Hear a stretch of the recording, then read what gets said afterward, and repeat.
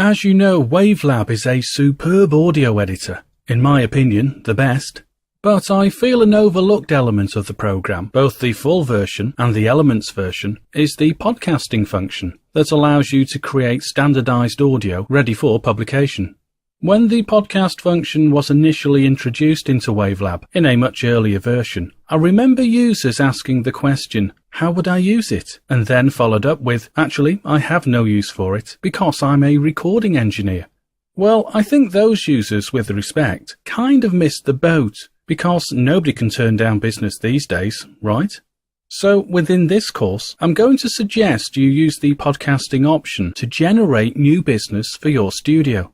Now, I won't say it's a lot, probably only around about £50 or £60 a week, but part of my monthly income comes from recording authors reading their work. And these authors use the recordings to sell the resulting audiobooks from their websites or even on iTunes.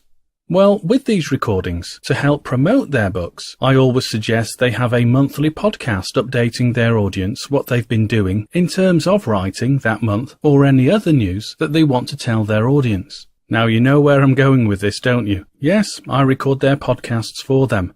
Now I know, and they know, they can record at home with a cheap headset. But unfortunately, this makes them sound like they were recorded inside a tin can. But because I, and by association you, because I can give them a better, more professional sound, they're happy to come to my studio for 15 minutes or so and record a 2-minute podcast. Of course, I charge an hourly rate, which they're happy with, because I let them hear the pristine recording, the original recording, and then compare it to the compressed and finalized version. So, easy money. Now, of course, I'm telling you all of this because you can do the same for some supplemental income for your studio.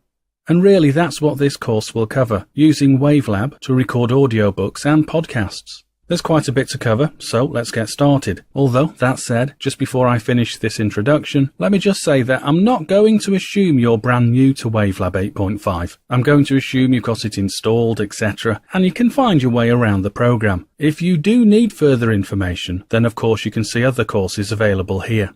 Now that all said, I will start the next tutorial, however, by setting up the recording process, in case we do have some new users. I don't want them to be completely stranded, so I'll finish up here then, and I'll see you in a moment.